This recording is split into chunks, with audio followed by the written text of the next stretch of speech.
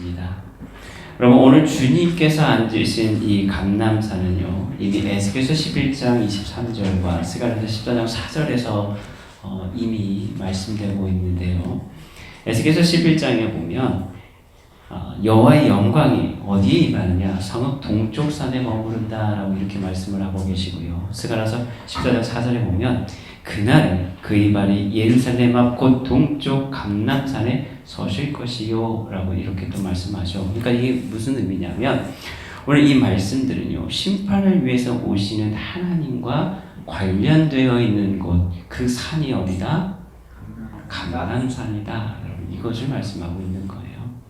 자, 그러니까 오늘 마태가 심판의 예언이 오늘 산에서 이루어짐을 보여주고 있으면서 오늘 유대인들에게 있어서도 바로 이 산에서의 이 장면들은 곧 뭐냐? 하나님의 계시와 연결되어 있다는 것을, 그것을 인식하고 있음을 우리는 볼 수 있다는 거예요. 그래서 이스라엘 따라가기라는 책을 쓰신 이익상 목사님도요, 유대 민족들 가운데 어떤 생각들을 가지고 있냐면, 여러분, 하나님이 임하시는 곳, 하나님을 만나는 장소, 그곳은 곧 어디예요? 산이에요. 산의 이미지가 굉장히 큽니다. 그래서 산의 이미지가 굉장히 크기 때문에 모세가 하나님을 만나기 위해서 갔던 곳이 시내산도 있고 호렙산도 있고 어쨌든 어딜 가요? 산을 가는 거죠. 엘리야가 여러분 하나님을 만나기 위해서 어디 갔어요? 또 산에 가죠. 그렇죠? 산이라고 하는 개념은요, 결국 그들에게 있어서 여러분 하나님을 만나는 장소, 여러분 이런 거룩한 개념을 가지고 있는 것이 바로 산의 이미지예요. 특별히 오늘 예언서 가운데서도 여기 감람산은 하나님이 다시 오심에 대한, 여러분 이 메시아가 오실 때 임하게 될 산, 바로 이것이 감람산. 여러분 이런 이미지를 그들이 가지고 있다라는 거예요. 그래서 우리가 사사기 시대에도 보면 그 이익상 목사님에 따르면 그래서 이방 민족들도요, 유대 민족, 특별히 하나님을 바라볼 때 어떻게 말하면 산의 신이다 이런 표현이 있잖아요. 구약에 보면. 그러니까 쟤네는 산의 신을 섬기고 우리는 땅의 신, 그러니까 바알을 얘기하죠. 우리가 그 신을 섬기기 때문에 전쟁을 할 때 우리가 땅에서 하면 우리가 이기고, 쟤네들하고 산에서 싸우면 우리가 그래서 졌다, 이런 표현이 있거든요. 그렇게 인식될 정도로 유대인들에게 있어서도 하나님은 곧 산에서 만나는, 여러분 이런 이미지를 갖고 있었다는 거예요. 그래서 오늘 마태도요, 그 이미지를 그대로 가져옵니다. 마태는 특별히요, 많은 이미지 개념들을 많이 가져오는데, 우리가 앞에서 봤듯이 특별히 모세를 많이 또 이렇게 통해서 누구를 드러내냐면 예수 그리스도의 모습을 우리가 설명하는 것들을 많이 보게 되잖아요. 마찬가지로 오늘 이 산의 장면, 특별히 감람산의 모습, 여러분이 하나님의 영광이 임하게 될, 하나님의 심판이 임하게 될 그 감람산에서 오늘 누가 앉아 계시는 거예요? 예수님이 앉아서 그곳에서 뭐 하실 말씀을 이제 선포하시는 것을 지금 그 이미지를 이야기하고 있는 것이죠. 그래서 장세현 목사님도 이렇게도 이야기합니다. 마태의 이러한 이 예수님의 이미지 작업이 자연스럽게 어떤 이미지로 가져오게 되냐면 바로 예수님이 메시아시다라는 것을 그 이미지와 연결을 시키고 있다. 이렇게 이야기하기도 합니다.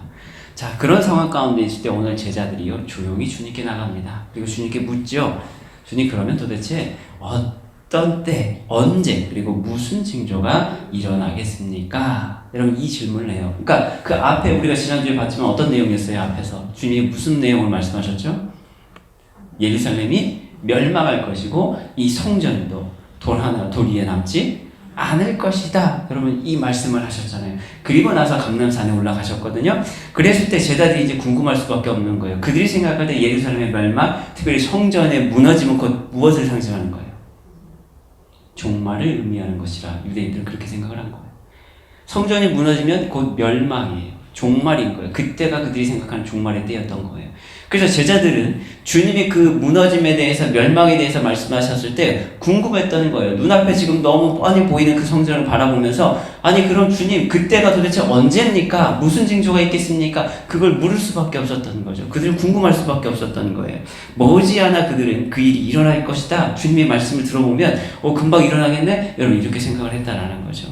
때문에 그들이 종말의 때와 일어날 일들에 대한 이 징조에 관심을 갖는 것, 그것은 너무나도 당연한 것이었죠. 그래서 오늘 주님께 그걸 물어요. 자, 여러분 우리가 종말에 대해서 관심을 갖는 결정적 이유가 여러분 뭐가 있을까요? 여러분 왜 우리는 종말에 관심을 갖게 될까요?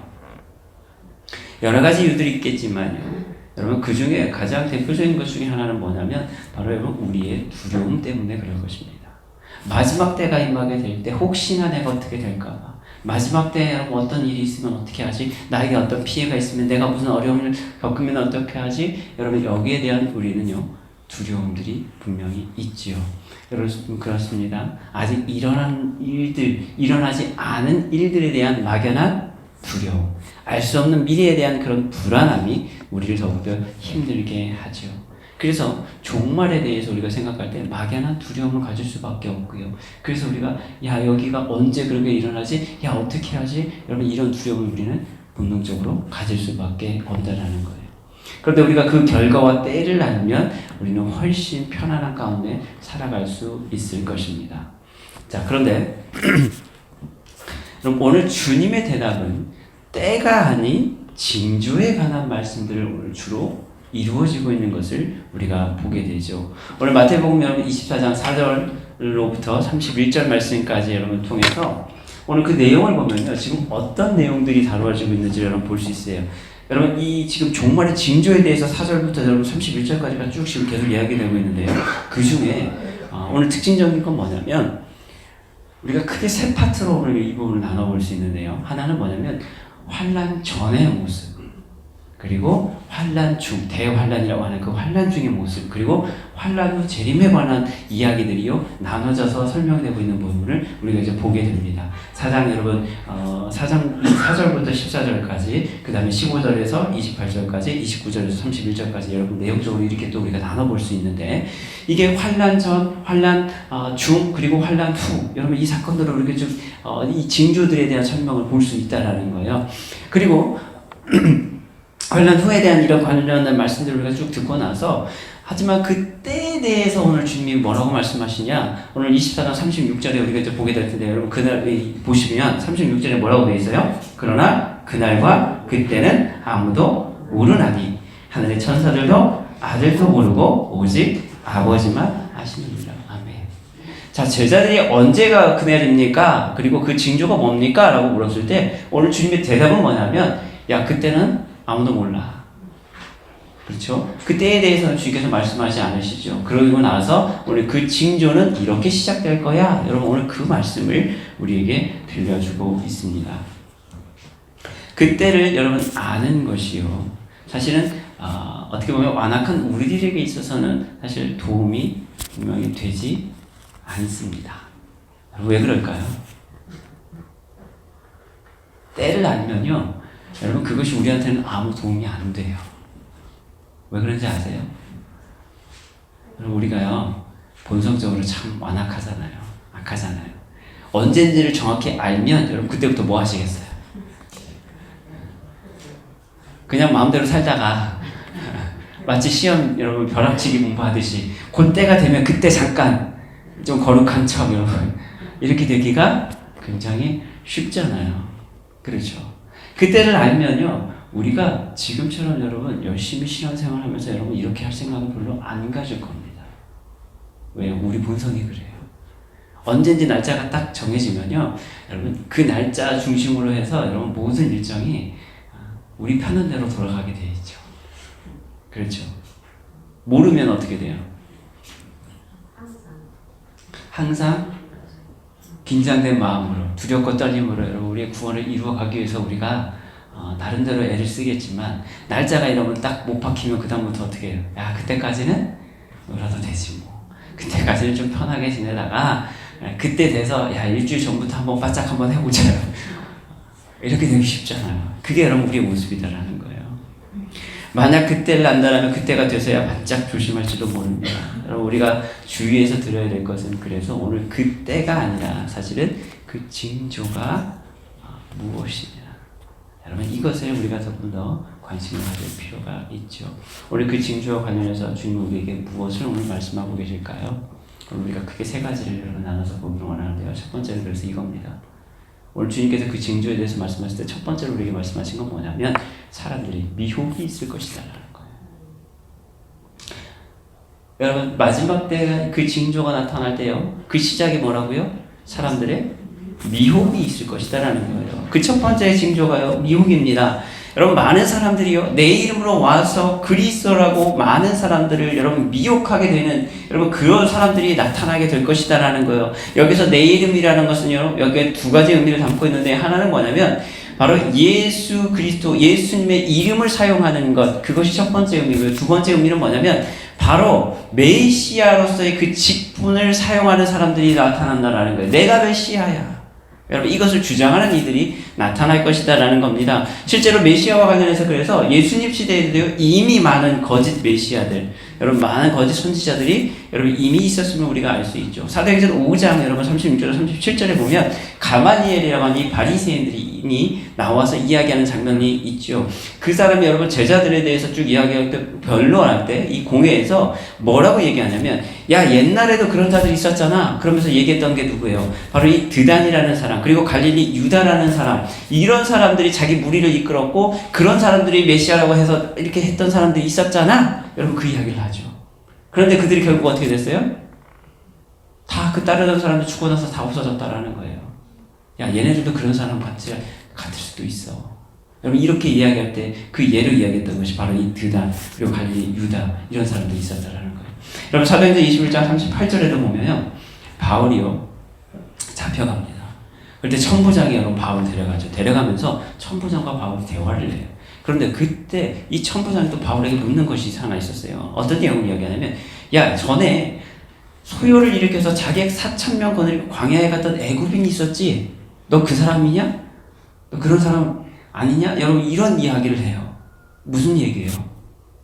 이미 그 당시에도 그런 사람들이 종종 있었다라는 거예요. 역사가 요세푸스는요 이와 관련해서 더 많은 이름들이 있었다라고 여러분 역사적으로 이 기록을 하고 있어요. 그래서 메시아라고 하는 자기가 여러분 이런 메시아라고 해갖고 막 이렇게 드러났던 사람들이 훨씬 더 많았었다라고 기록하고 있습니다. 여러분 오늘날에도요 수많은 사이비 그리고 이단들이 자신이 메시아임을 혹은 자신이 하나님임을 자기가 예수님임을 자기가 성령임을 자청하면서 여러분 사람들을 미혹하고 있는 모습을 우리는 종종 보게 되죠. 그런데 이 모습이요 이미 초기 기독교 역사에서부터 이미 수많은 이단들이 또 발생되어 왔음을 우리는 알 수 있습니다. 그리고 그 뿌리는 바로 이 기독교 초기 역사에서부터 이단의 역사가 시작된 것을 우리가 알 수 있죠. 여러분 삼위일체 하나님을 부정하거나 예수님의 신성 그리고 인성 여러분 이것들 가운데 한 가지를 부정하는 형태로 주로 많이 나타나고 있는 것이 이단들의 모습이기도 하죠. 그래서 요한 2서 여러분 1장 7절은 우리에게 이렇게 또 말씀하기도 합니다. 미혹하는 자가 세상에 많이 나왔으니 이는 예수 그리스도께서 육체로 오심을 부인하는 자라. 이런 자는 미혹하는 자요 적 그리스도니라고 말씀하기도 하죠. 그러니까 예수님이 인간의 모습으로 오셨다는 걸 부정하는 것도 여러분 뭡니까? 적그리스도라는 거예요. 미혹하는 자라는 거예요. 반대로 예수님의 신성을 부정하는 자들도 누굽니까? 그들도 또한 여러분 이단들인 거예요. 여러분 대표적으로 여호와의 증인 같은 경우도 바로 그런 형태를 띠고 있죠. 예수님의 신성을 부정하는 자들입니다. 예수님의 인성만을 강조하죠. 그들이 주장하는 바가 그래요. 그러니까 그 안에서 뭐가 있냐면 삼위일체 하나님을 부정하는 것이 많이 담겨져 있어요. 그런데 대부분의 많은 이단들이 여러분 이런 형태를 띱니다. 예수님의 인성만 강조하게 돼요. 예수님의 신성을 계속 사실은 부정해야 되죠. 왜 그렇습니까? 예수님이 신성이 있다는 건 다른 말로 하면 예수님이 곧 하나님이시다는 거예요. 다른 말로 하면 삼위일체를 인정할 수밖에 없는 거죠. 그러니까 예수님이 하나님이 되셔야 되는데 예수님이 하나님이 되실 경우에 굉장히 곤란한 문제들이 많이 발생을 합니다. 어떤 문제가 발생할까요? 예수님이 하나님이시면요. 예수님으로서 여러분 사역이 끝나야 되는 거예요. 하나님이 사역이 실패하면 안 되잖아요. 신이 여러분 그 일이 구원의 사역이 끝나면 안 되잖아요. 그러니까 예수님이 하나님이 되셔버리면 안 되는 거예요. 왜요? 예수님은요. 사역이 끝나야 돼요. 예수님의 사역은 실패로 끝나야 돼요. 그것이 끝나야 그 다음에 누가 존재하는 거예요? 그 다음에 그 하나님의 영이 임한 내가 존재할 수 있는 거예요. 그래야 내가 그 사역을 완성한 자로 내가 온 거예요. 내가 그래서 그 교주가 내가 예수가 돼야 되고 내가 성령이 돼야 되고 내가 하나님인 거예요. 그러니까 여러분 이 관계가 이어지려면 예수님이 하나님이시면 돼요 안 돼요? 안 되는 거예요. 그래서 여러분 이슬람도 마찬가지예요. 예수님이 위대한 선지자이지만 여러분 그들에게 있어서 구원자는 아니에요. 더 여러분 예수님보다 더 훌륭한 선지자는 누가 있어요? 이슬람에게 있어서는. 그래서 마호멧이 되는 거예요. 예수님이 실패한 사역을 누가 감당한 거예요? 마호멧이 그걸 완성한 사람으로 이야기할 수밖에 없는 거예요. 오늘날 우리에게 있는 여러분 많은 이단들도 마찬가지예요. 교주가요. 내 말이 진리고 사실이 돼야 돼요. 그러려면 어떻게 해야 돼요? 예수의 영이 나한테 임한 거예요. 그래서 이제 예수님이 실패했던 그 사역을 나를 통해서 완성하시러 나를 부르셨다. 여러분 이 주장이 돼야 되는 거예요. 여러분 이해가 되십니까? 그러니까 예수님이 신이 되면 안 되는 거예요. 예수님이 하나님이 되시면 안 되는 거예요. 그냥 인간으로 오셨던 그 예수님, 그 사람이 인간으로 그렇게 해서 실패한 것처럼 이제 그 사역이 이제 누구에게 나에게 와서 그 완성을 이룰 사람은 바로 나다. 여러분 이걸 주장하고 싶은 게 이단들의 이야기입니다. 그래서 대부분의 여러분 이단의 교리들을 보면요 한 90%가 거의 비슷하게 가요. 이유가 있다는 거예요. 우리가 많이 얘기하는 여러 가지 이단들이 있잖아요. 근데 그런 형태들이 다 비슷한 계보를 또 갖고 있는 것을 우리가 보게 되죠. 특히 요한일서 그래서 2장 18절도요. 마지막 때에 적그리스도가 많이 일어나게 된다라고 말씀하고 있죠. 적그리스도에 대해서 요한일서 또 2장 22절은 이렇게 말씀합니다. 적그리스도가 누구냐? 거짓말을 하는 자가 누구냐? 예수께서 그리스도이심을 부인하는 자가 아니냐? 아버지와 아들을 부인하는 그가 적그리스도니 라고 말씀합니다. 적그리스도가 누구라고요? 예수님과 아버지 하나님을 부정하는 자, 그분을 인정하지 않는 자, 여러분 그 길에서 벗어나는 자, 여러분 이 사람들이 누구예요? 적그리스도라는 거예요. 하나님과 예수님을 부정하고 자신이 그와 같은 자고 내 자신이 메시아라고 미혹해하는 자들이 바로 적그리스도고, 우리가 마지막 때가 가까울수록 더욱 경계해야 할 자들이 바로 이런 자들이라는 거예요. 뿐만 아니라 우리를 미혹해하는 자들이 또 있다라고 오늘 본문은 말씀하죠. 여러분 11절 보시면 거짓 선지자들이 많이 일어나 많은 사람을 미혹하겠으며. 누가 있어요? 거짓 선지자들. 거짓 선지자들의 특징은 또 뭡니까? 그들이 양의 옷을 입고는 있지만 속에는 노력하는 이리들 같은 자들이 바로 거짓 선지자다. 마태복음 7장 15절은 우리에게 이렇게 말씀하죠. 그들이 큰 표적과 기사를 보여줍니다. 그러니까 능력이 나타나는 것처럼 보여요. 할 수만 있으면 그래서 택하신 자들도 미혹할 것이다 라고 주님은 오늘 24장 또 24절에서 이렇게 말씀하고 있습니다. 거짓 선지자들도요, 선지자 노릇을 합니다. 능력이 나타날 수도 있어요. 우리가 볼 때 혹할 수도 있다라는 거예요. 딱 보면 저거 진짜 하나님의 능력이구나, 저 사람 진짜 선지자구나 착각할 수도 있다라는 거예요. 그런데 그들의 목적은 뭡니까? 노력하는 것이다라는 거예요. 베드로서 2장 1절도 그래서 거짓 선지자들이 곧 거짓 선생들이며 그들은 자기들을 사신 주를 부인하고 임박한 멸망을 스스로 취하는 자들이다 라고 이렇게 말씀하고 있죠. 사랑하는 분들의 성도 여러분, 우리 주위에는요 영적이라고 할 수 있는 이런 목회자 성도님들 종종 볼 수 있습니다. 여러분 주위에서 한두 분 정도 그런 분들 만나실 적이 있을 거예요. 그들은요 어떤 표적이나 기적을 여러분 보이기도 합니다. 실제로 예언을 하기도 하죠. 치유의 능력들이 나타나기도 합니다. 그런데 여러분 이런 일들은요 귀신들도 할 수 있는 일이다라는 거예요. 우리가 이것을 여러분 분별할 필요가 있다라는 거예요. 겉으로 드러나는 그 능력이 곧 그 사람을 증거하는 것은 아닐 수 있다라는 거죠. 거짓 선지자들도 그런 능력을 행할 수 있다라는 거예요. 그래서 여러분 예레미야서 29장 8절로 9절은요 우리에게 이렇게 말씀하죠. 만군의 여호와 이스라엘 하나님께서 이와 같이 말하노라.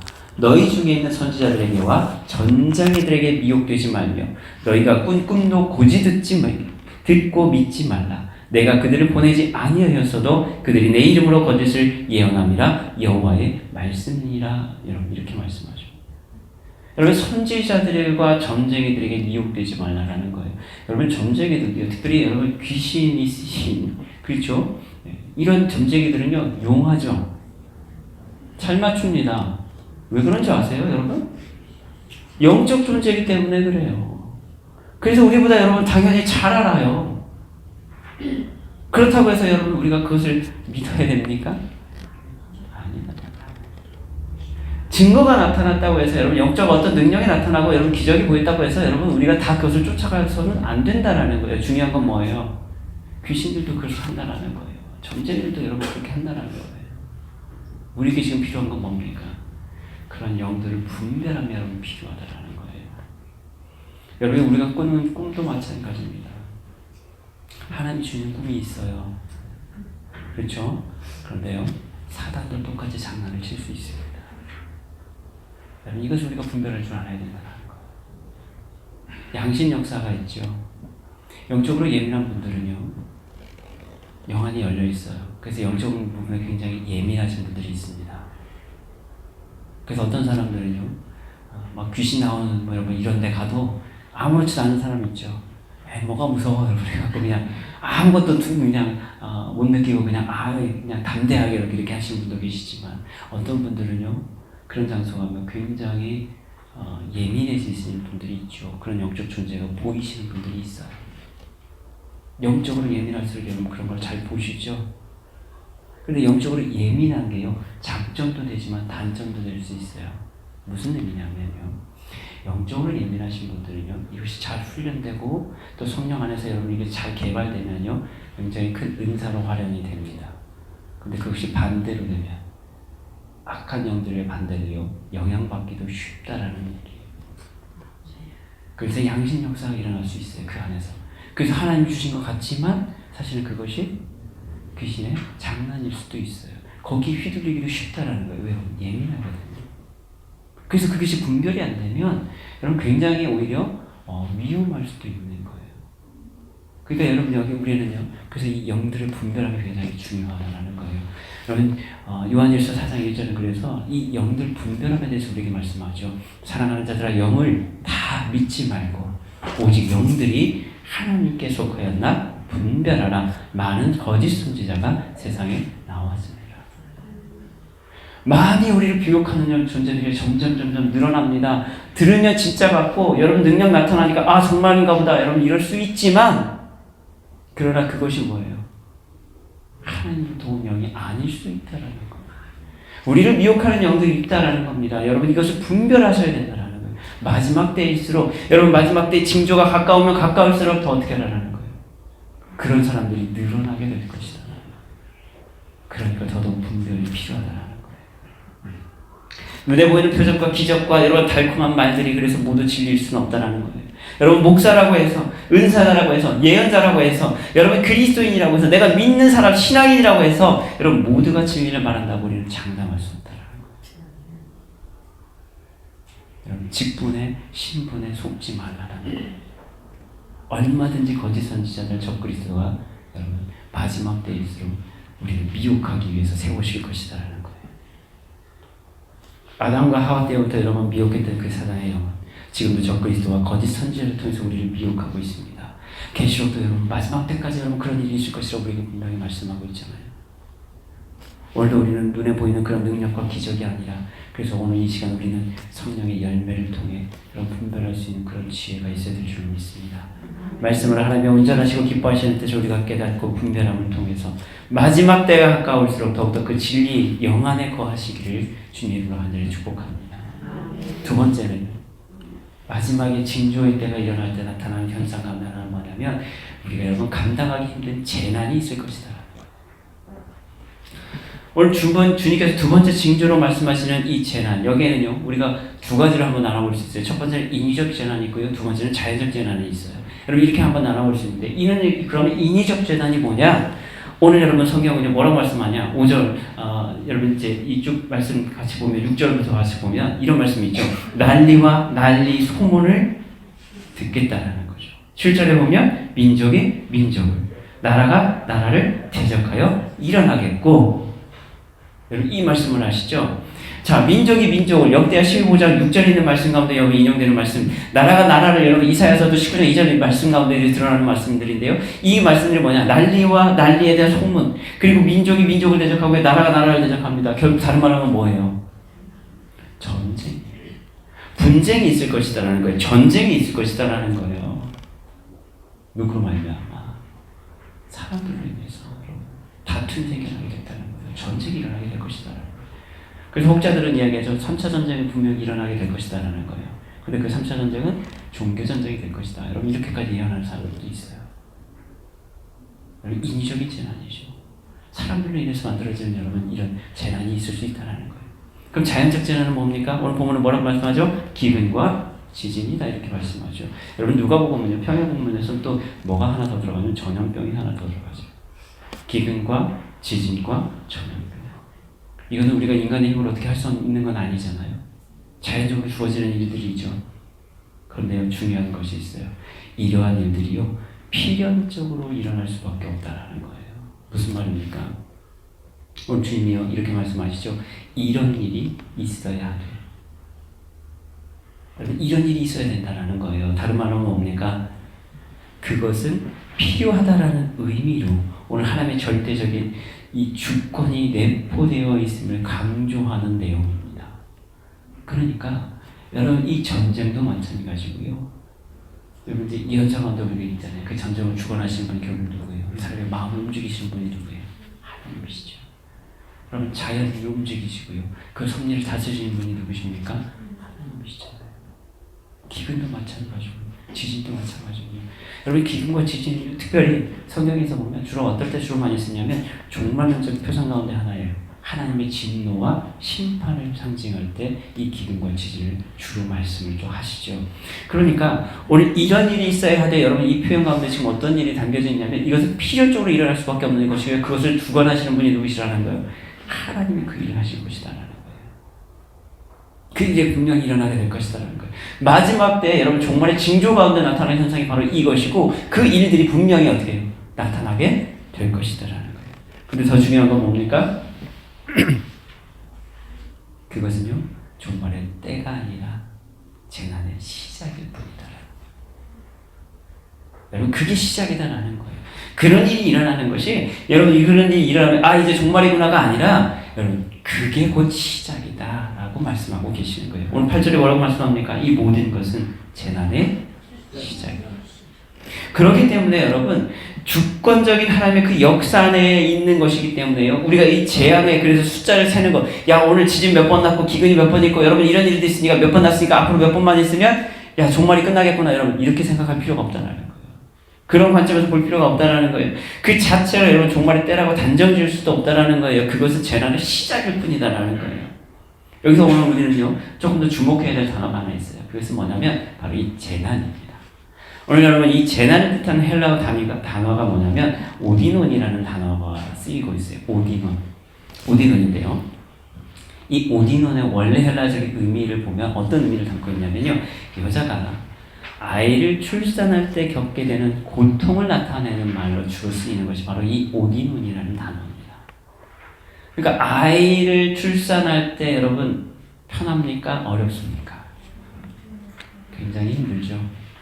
여러분 그 고통을 묘사할 때 그러니까 거의 죽을 것 같은 그 고통을 묘사할 때 쓰이는 단어가 이 오디논이다라는 거예요.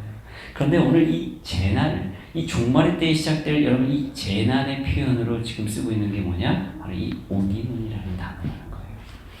여러분 동시에 우리가 일반적으로 예상하는 또 하나의 의미 가운데 뭐냐면 고난의 기간을 가리키는 것으로 그래서 메시아의 화를 나타낼 때 쓰일 때도 바로 그래서 이 재난이라는 단어가 사용되고 있다는 거예요.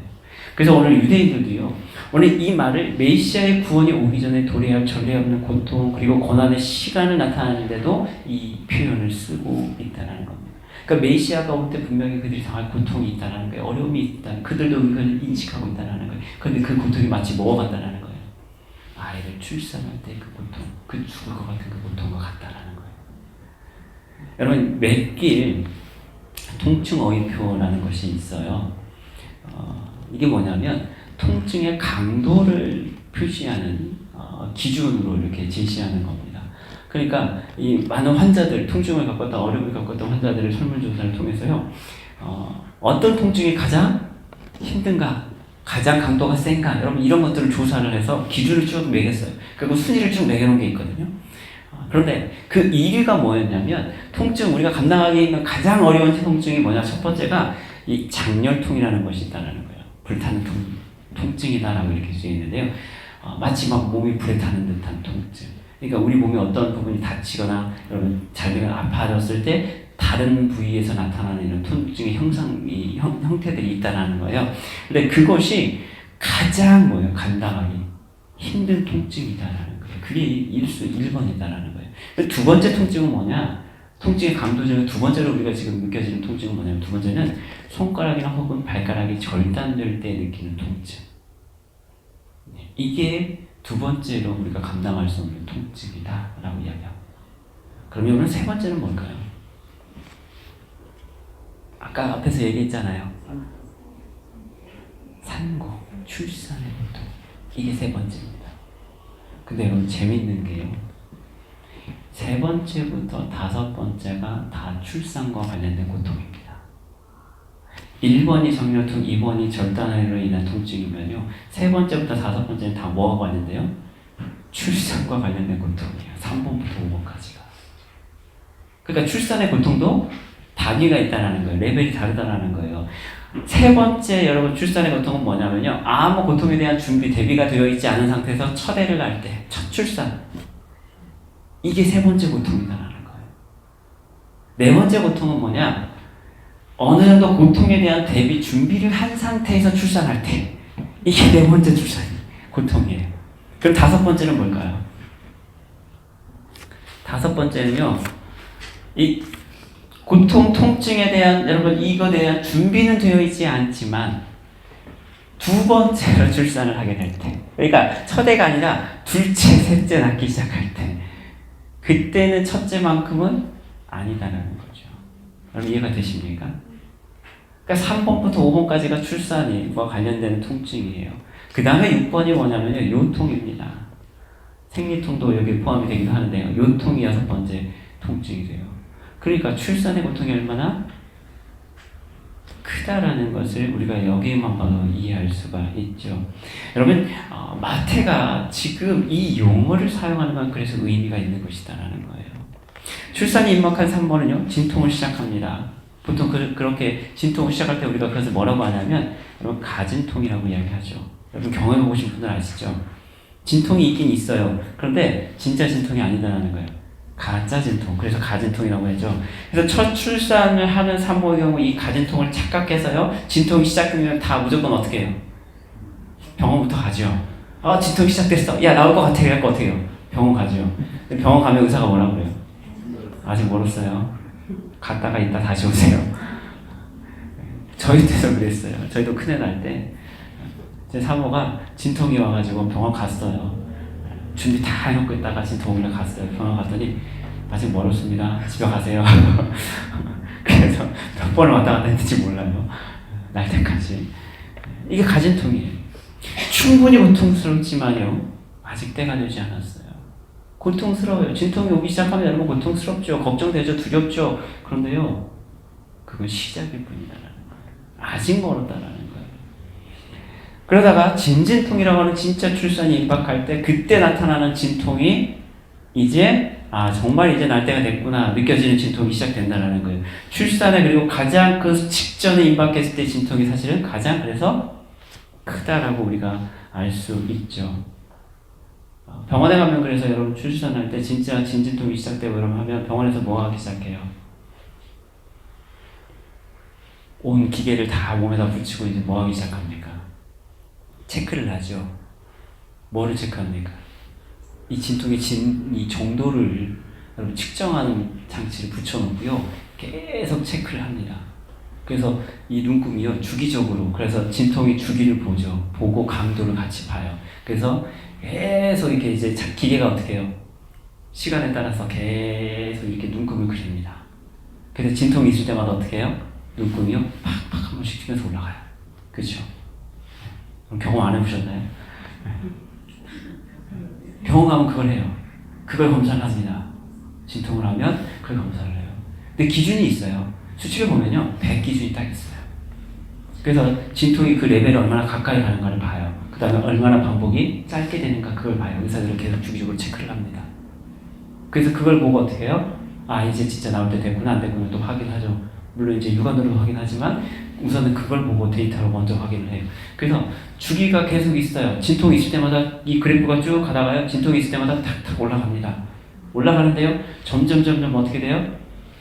이 레벨이 더 높이 올라가기 시작해요. 가까울수록 점점 그러니까 그만큼 진통이 어떻게 된다는 거예요? 세진다는 거예요. 기준이 100이에요. 그런데요. 이 진통을 봐도요. 의사들이 봐도요. 그렇다고 해서 눈금이 이렇게 보인다고 해서요. 그렇다고 해서 때가 됐다고 얘기하지도 않아요. 언제가 돼야 돼요? 이 눈금이요. 100을 넘어야 돼요. 눈금이요. 100을 넘어가야 돼요. 그때까지는요. 의사들은 아직 안 됐습니다. 여러분 이렇게 이야기해요. 눈금이요. 100을 넘어가야 돼요. 그 지수를 기준치를 넘어서야 되는 거예요. 그리고 반복치가 굉장히 짧아지고 기준이 넘어갈 때 그때 비로소 어떻게 해요? 아 이제 진짜 나올 때 됐네요. 여러분 이렇게 판단을 하는 거예요. 그러니까 3번은요. 어떤 사람이 그 상태가 되면 죽어나는 거죠. 왜요? 고통지수가 100인데요. 100을 넘어서야 되거든요. 그 고통 단계를 넘어서야 되거든요. 그 정도 돼야 진짜라고 여러분 판단을 하거든요. 그렇게 되는 거예요. 그 과정에 그래서 마지막 순간 여러분 아일라는 그 순간이 되면 어떻게 됩니까? 산모가 온 힘을 다 아일라는 데 쓰게 되죠. 그래서 어떻게 해요? 오는 몸의 실핏줄이 다 터질 정도의 여러분 고통을 경험을 하게 되죠. 저희도 마찬가지였어요. 저희 산모 같은 경우도 예정이 한 일주일 훨씬 지났어요. 초대 나올 때도. 갔는데 병원에서 어쨌든 진통이 시작돼서 병원에서 입원했어요. 병원에서 근데 체크를 해요. 레벨은 거의 100까지 가요. 근데 그 이상 더 이상 아직 넘어가진 않는 거예요. 계속 기다렸어요. 나올 때까지.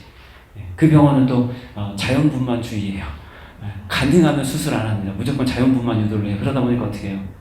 나올 때까지 기다려야 되는 거예요. 그 진통 계속 그 레벨을 유지하면서 계속 되는 거예요. 그러다 정 안 나오니까 어떻게 했냐? 촉진제를 맞았어요. 촉진제 맞았는데 그래도 안 나와요. 다음 날 됐어요. 그러니까 여러분 하루가 지났어요. 촉진제 맞고 그래서 토요일 날 여러분 입원했는데 안 나오는 거예요. 근데 저 이제 주일날 사역을 해야 되잖아요. 얘가 그걸 알았는지 그날 안 나오더라고요. 그 언제까지 갔냐? 주일날까지 넘어갔어요.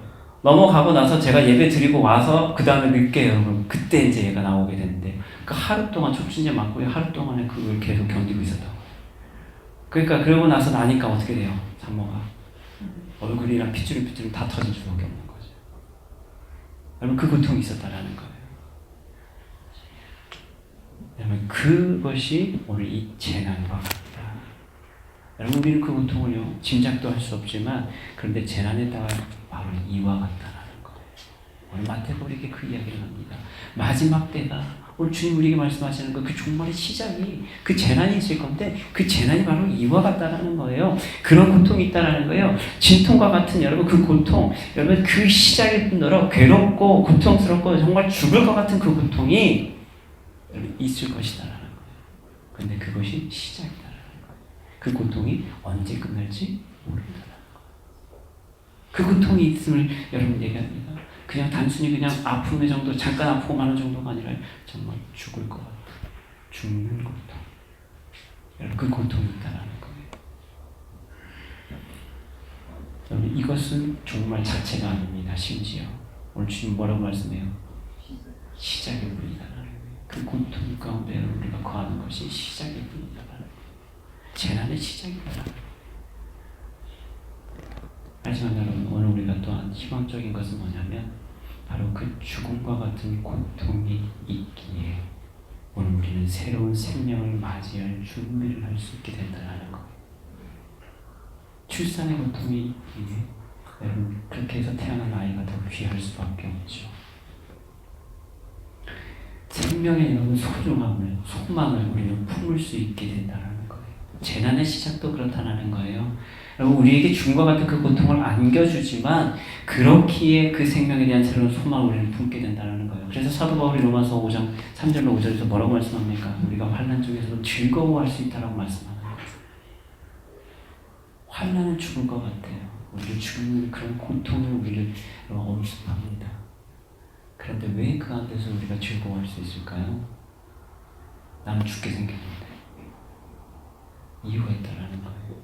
하나님 인내를 연다는 소망을 우리에게 주기 때문에 그렇죠. 죽을 것 같은 그 고통, 출산의 고통을 겪을 때 여러분 그 고통 가운데 여러분 우리는 무엇을 봅니까? 태어난 아이를 소망하게 되죠. 그러니까 희망이 있는 거예요. 사랑하는 성도 여러분, 우리는요, 우리의 진통이 언제 멈출지 알 수 없어요. 아이를 출산하기 전까지는 여러분 그 진통은 또 멈추지도 않습니다. 근데 언제 태어날지 모르잖아요. 언제 나올지 몰라요. 알 수가 없다라는 거예요. 그러나 우리가 한 가지 분명한 건 뭡니까? 그 진통이 멈추는 날 우리는 새로운 생명을 얻는 그 기쁨으로 인해서 이전의 그 고통과 아픔을 기억하지 못하게 될 것이다라는 거예요. 그래서 여러분, 첫애를 낳고 난 산모들에게 여러분 이야기를 들으면 공통적으로 다들 하는 이야기가 있잖아요. 딱 애 낳고 났을 때 뭐라고 해요, 산모들이? 다시는 애 낳아보라. 이런 얘기 대부분 많이 해요. 저희도 그런 얘기 했어요. 야, 다시는 못 낳겠다, 야. 왜요? 그 고통이 너무 힘드니까. 그런데요, 그게 얼마 안 가죠. 그리고 나서 또 뭐예요? 둘째도 한번 생각해 볼까, 여러분? 왜 그렇습니까? 그렇게 힘들게 낳은 아이를 품에 안고 보면서 여러분 그 고통이 잊어지는 거예요. 그리고 이 아이로 인해서 여러분 우리는 기쁨이 있는 거예요. 그 기쁨을 생각하다 보니까 그 다음에 또 어떻게 해요? 또 날 생각하는 거예요. 그래서 옛날에 아팠다고 저는 잊어버리고, 그러니까 여러분 둘째도 낳고 셋째도 낳고 넷째도 낳는 거죠. 그 소망이 있고 여러분 그 기쁨이 있기 때문에, 그 생명을 얻는 기쁨이 있기 때문에 여러분 우리가 그래도 그 고통 가운데 여러분 그들을 감내할 수 있게 되는 것이죠. 그 진통이 멈추는 날 우리는 놀라운 그 생명의 기쁨을 맛보게 되는 것입니다. 바라기는 우리 소망이 있기에 오늘도 우리는 인내하며 다시 오실 그 주님을 기다려야 될 줄을 믿습니다. 그 징조를 두려워하거나 그 고통을 아파하거나 그것만을 바라보는 자들이 아니라, 그래서 정말 다시 오실 그 주님을 기대하며 그분만을 바라보는 자들, 여러분 그런 모습이 우리 삶 가운데 있기를 주님을 간절히 기도합니다. 마지막으로요, 오늘 주님께서 이 징조 가운데 또 하나 우리에게 말씀하는 것은 뭐냐면 바로 박해와 사랑의 식어짐이 있을 것이다. 자, 오늘 주님 말씀하신 또 다른 징조, 먼저는 뭐가 있어요? 우리가 환난에 옮겨질 거라는 거예요. 그리고 우리를 죽이는 자들이 있을 것이다.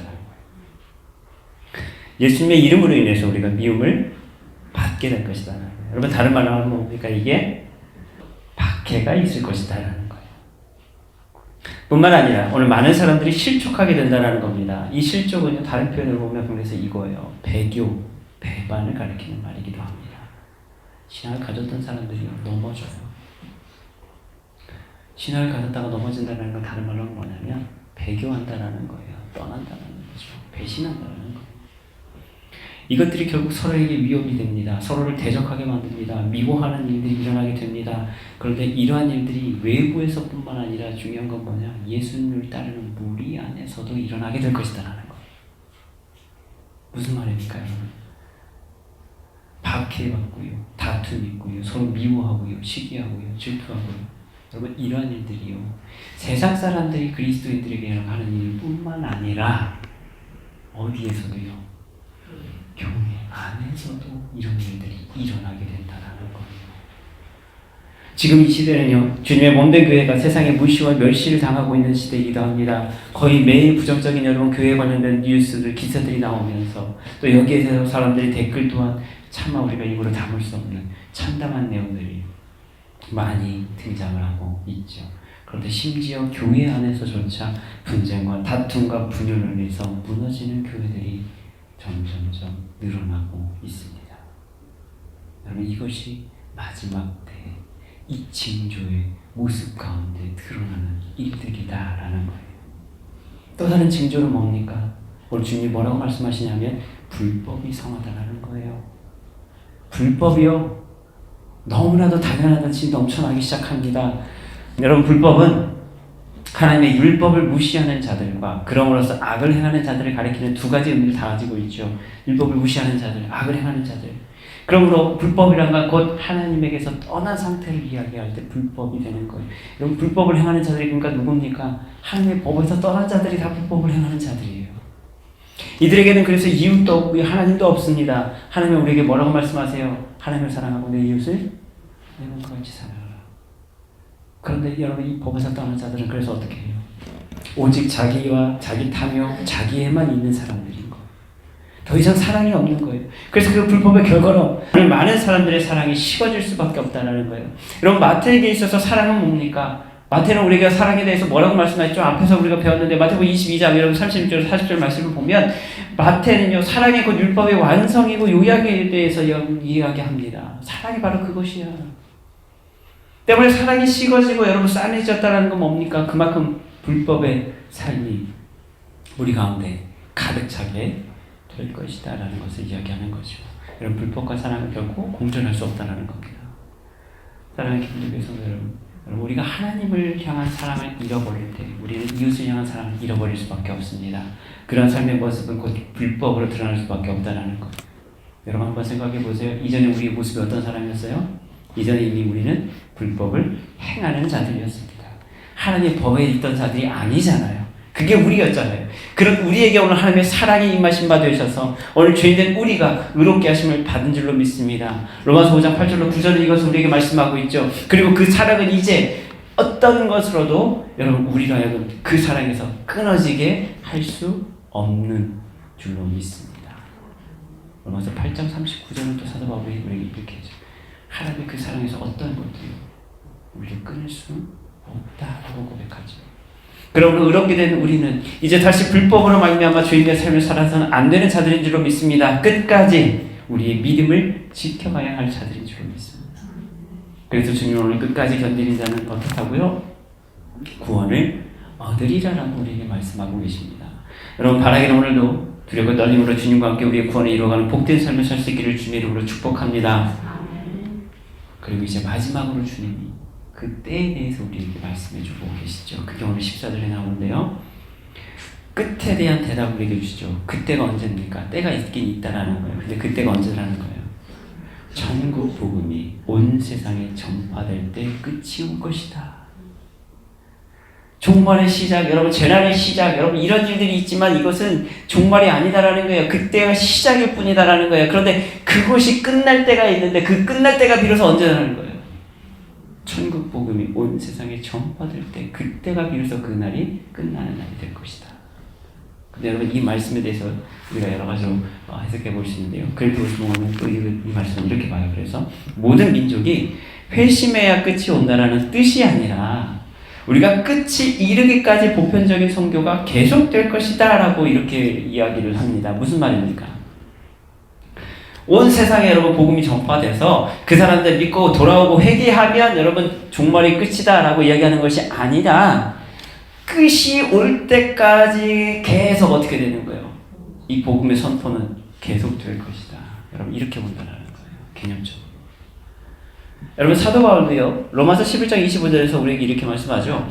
이방인이 충만한 수가 들어오기까지. 그러니까요, 종말의 끝, 오늘 종말의 때, 여러분, 그때는 언제라는 거예요? 하나님이 원하시는 이방인의 숫자가 다 찰 때까지. 이단들이 얘기하듯이 계시록 14만 4천 숫자 다 채워갖고, 여러분, 이런 개념이 아니라 하나님이 원하시는 그 충만한 숫자가 찰 때까지. 그때까지 하나님은 어떻게 해요? 종말 때를 기다리신다는 거예요. 여러분, 이 의미가 더 크다라는 거죠. 그래서 이것을 다시 말하면 사람들이 그것을 받아들이든지 거부하든지 간에 오늘 복음이 모두에게 전파될 때 이 세상이 끝이 나고 새로운 시대가 도래될 것이다 라는 것을 여러분 말씀하고 있다는 거예요. 그렇기 때문에 오늘 하나님께서 심판을 지연하시는 분명한 이유가 바로 여기에 있다는 거예요. 왜 하나님께서 이 약한 세상을 지금도 내버려 두시고 저 악인들을 왜 그냥 내버려 두실까? 하나님 빨리 심판하시면 좋은데, 우리 믿는 사람만 빨리 데려가 버리면 좋은데, 근데 왜 하나님께서 심판을 하시지 않으실까? 이유가 분명하다는 거. 무엇 때문에 그렇습니까?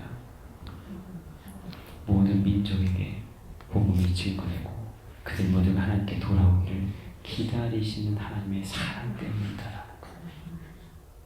우리가 때를 얻든지 그래서 못 얻든지 말씀을 전파해야 될 상황이 있음을, 그래서 오늘 이 본문의 말씀을 통해 우리 또한 깨닫게 됩니다. 마지막 때는 여러분, 그때가 언제다 하나님께서 못을 박지 않으시는 이유가 있다는 거예요. 모든 하나님의 천국의 복음의 말씀이 모든 세상에 전파될 때까지. 다른 말로 하면 하나님이 원하시는 그 충만한 수가 차기까지. 지금도 하나님은 기다리고 계시다라는 거예요. 그리고 그 일을 위해서 우리가 해야 될 일이 분명히 그래서 있다라는 겁니다. 우리가 전하지 않는다고 해서 여러분 그래서 그때가 늦춰지는 것이 아니죠. 그러니까 여러분 우리가 한번 이렇게 생각해 볼 수 있는 거예요. 오늘 본문의 말씀을 보면 모든 민족에게 증언되기 위해서 온 세상에 전파돼야지 그때가 온다라고 이렇게 말씀하니까 그럼 가만히 여러분 뒤집어 생각해 보면 그러면 우리가 온 민족이 온 세상에 복음을 증거하지 않으면 그때까지 심판은 안 오겠구나. 그러면 전하지 말아야 되겠다. 다 말려야 되겠네. 이렇게 생각할 수도 있지 않겠어요, 여러분? 단순히 생각하면 여러분 그렇게 되잖아요. 윤리적으로. 그죠? 네. 전파돼야 온 세상까지 다 전파될 때 여러분 마지막 때가 온다고 하니까 그러면 이거 마지막 때를 안 오게 하려면 어떻게 하면 되는 거야? 복음 전도 안 되게 하면 되는 거잖아요. 온 세상이 안 될 때까지 여러분 그러면 그때까지 기다리신다는 거잖아요. 이렇게 볼 수도 있잖아요. 근데 여러분 과연 이것이 옳은 것인가? 아니죠. 문제는 뭡니까? 그때가 될 때 여러분 하나님은 반드시 우리에게 맡겨진 일들에 대한 책임을 물으실 것이다라는 것. 그렇죠? 이것이 우리에게 사실 더 두려운 일입니다. 복음이 증거되는 거 여러분 막는 거, 지연시키는 거 여러분 잠깐은 좋을 수 있을지 몰라요. 우리가 마음은 편할 수 있을지 몰라요. 그렇게 하면 그만큼 하나님의 때는 늦어지겠지 여러분 이렇게 속 편하게 생각할 수도 있다라는 거예요. 그런데 반드시 하나님의 때는 올 것이고요. 그때가 되면 여러분 우리가 거기에 대해서 어떤 일을 했는지 주님 우리에게 맡겨주신 그 책임을 우리가 어떻게 잘 감당했는지 여러분 거기에 대한 결산할 때가 반드시 온다라는 거예요. 이것이 우리에게 여러분 더 중요한 일입니다. 그렇기 때문에 오늘 우리는 마지막 때에 대한 그 때와 징조에 여러분 관심을 갖기 전에 먼저 주님이 우리에게 지금 원하시는 것이 무엇인지에 대해서 우리는 관심을 가져야 될 필요가 있죠. 끝까지 여러분 그리고 믿음 안에서 승리하는 삶을 사는 것에 우리 삶의 목적을 둬야 될 줄로 믿습니다. 그리고 그러한 인생을 사는 우리 모두가 될 수 있기를 오늘 이 시간 주님의 이름으로 간절히 기도합니다. 기도하시겠습니다.